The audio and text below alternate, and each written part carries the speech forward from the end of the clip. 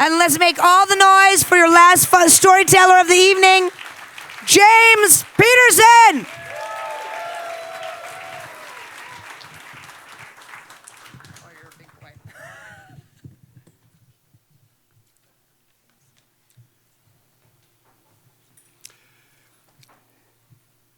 It was almost midnight when our guide decided to run the blockade.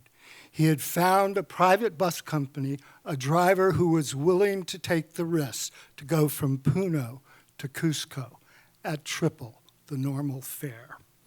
We had met our guide 3 days earlier. My wife and I had decided that our kids were old enough to take on a real challenge, and we were going to go to Peru and hike the Inca Trail and absorb an ancient culture. Our kids were seasoned travelers. They had camped in every national park west of the Mississippi. We did the research and said there would only be one rule. Whenever they brushed their teeth, they would have to use bottled water. And it was the first time we had ever used a guided tour. And it worked really well for 3 days. We visited the floating islands on Lake Titicaca. We took a picture of our kids holding a baby llama. And then the whole fucking country went on strike. After soccer, this is what they do for a national pastime. But adventure begins when your plan falls apart. Our guide told us to stock up on goods at the marketplace and to bring back a couple of cartons of cigarettes and a bottle of pisco, which is the high-octane alcohol they use locally. This was going to be a very interesting evening. We boarded the bus, and the guide said, we do not have enough gas to run the heater, so everyone climb into your sleeping bags. It will keep you warm, and it will protect you from flying glass. While we are on the road, we are moving targets. We pulled out of town. I looked out the window. There was a full moon. The road was covered with boulders and tree branches and rusted cars.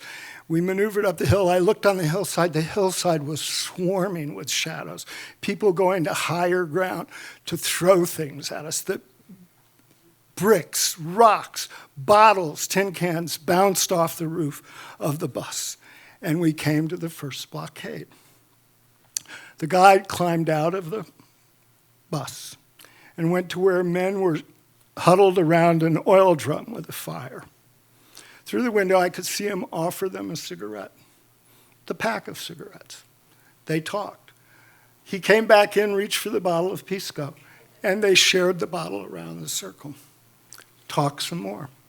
And then he came back on the bus, and they waved us through. This scene was repeated again and again throughout the night. Share a cigarette, pass the bottle around, talk, you can pass. And then we hit a town where the only bridge across the river into town was a bonfire with flames 20 feet in the air. There was no going past that bridge.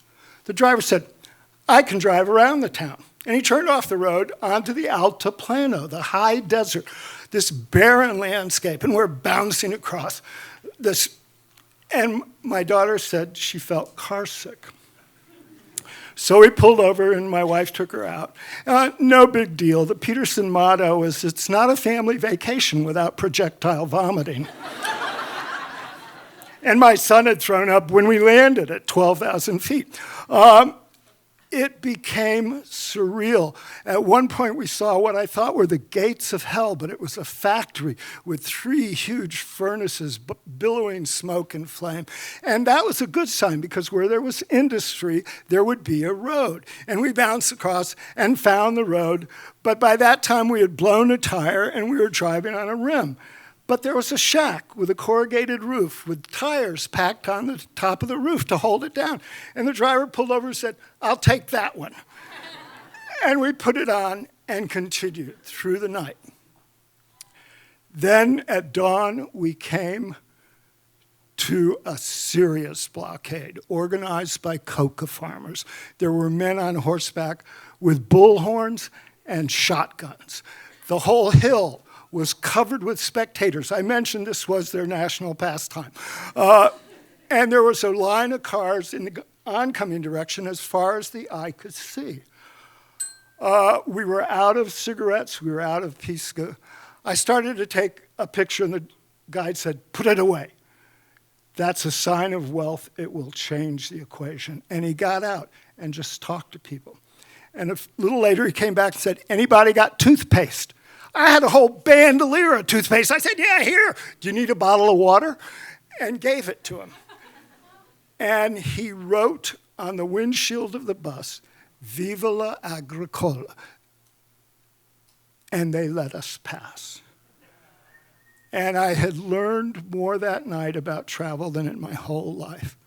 Share, talk, build a connection, show respect, and the most important rule of all, always carry toothpaste.